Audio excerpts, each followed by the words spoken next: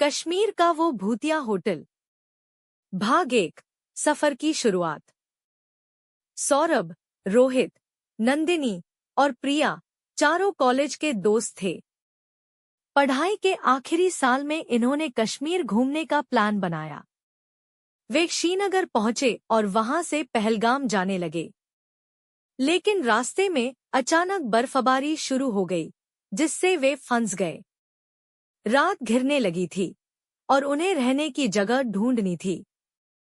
कुछ दूर उन्हें एक पुराना होटल दिखाई दिया, विंटर मून होटल।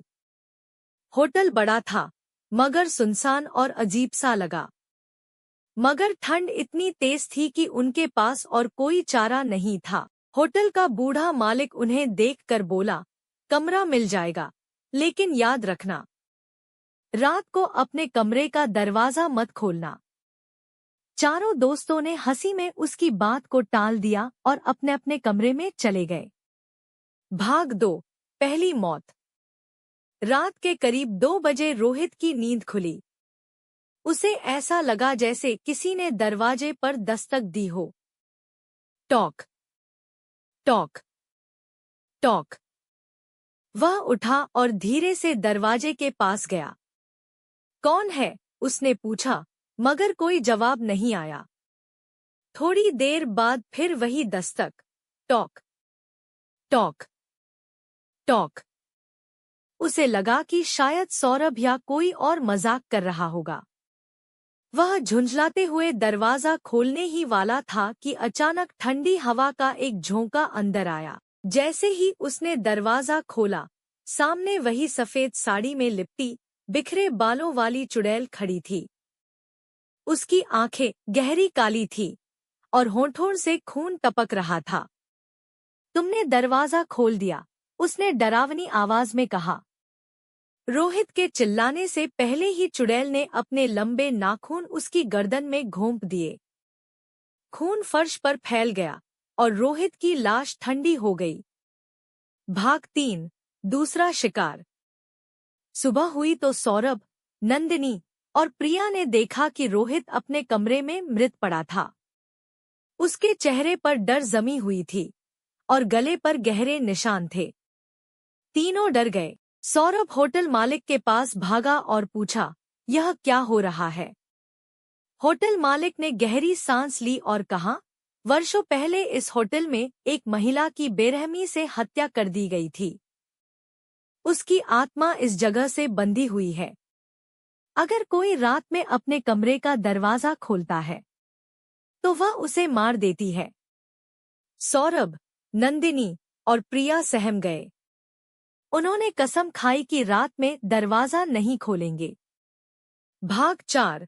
नंदिनी की गलती। रात हुई। तीनों ने अपने अपने कमरे के दरवाजे अंदर से बंद कर लिए। रात के करीब 1 बजे नंदिनी को किसी लड़की के रोने की आवाज सुनाई दी। आवाज बहुत दर्दनाक थी, जैसे कोई बहुत तकलीफ में हो। कृपया दरवाजा खोलो, मेरी मदद करो। नंदिनी का दिल तेजी से धड़कने लगा। उसे लगा कि शायद प्रिया किसी मुसीबत में है। प्रिया, तुम हो? कोई जवाब नहीं आया, बस वही सुबकने की आवाज। नंदिनी से रहा नहीं गया। उसने जैसे ही दरवाजा खोला, सामने वही चुड़ैल खड़ी थी। तुमने दरवाजा खोल दिया, उसने ठंडी आवाज में कहा।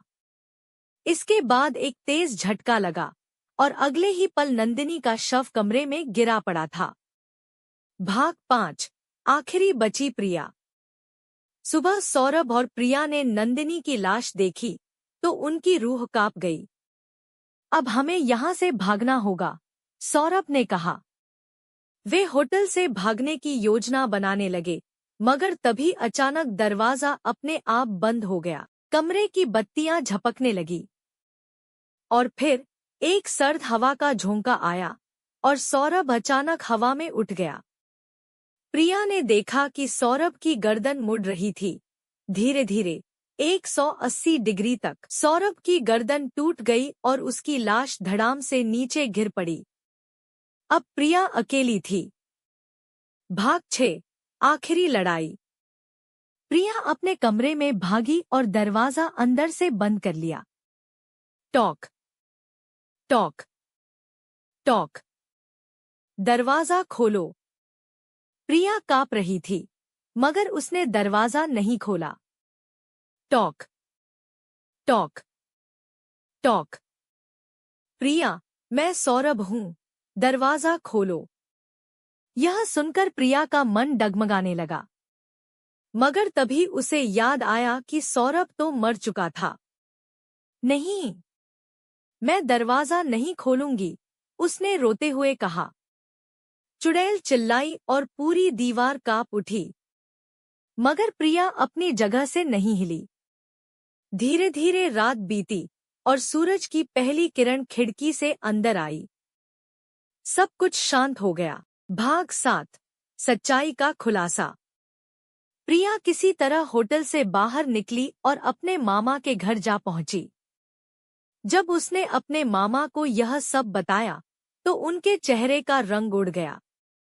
प्रिया, तुम्हें पता है यह होटल कौन सा है? मामा ने धीमी आवाज में कहा। क्या मतलब? यह वही होटल है जहां 20 साल पहले तुम्हारी मामी की हत्या हुई थी। उन्हें किसी ने रात में बुलाया था, और जैसे ही उन्होंने दरवाजा खोला, किसी ने उनका गला काट दिया था। प्रिया के रोंगटे खड़े हो गए। तो क्या वह चुड़ैल मेरी मामी थी? मामा ने सिर झुका लिया। प्रिया की आंखों के सामने वो भयानक होटल घूमने लगा। वहां अब भी वही सफेद साड़ी में चुड़ैल थी, और हर रात कोई न कोई दरवाजा खोलने की गलती कर बैठता था। Talk talk talk.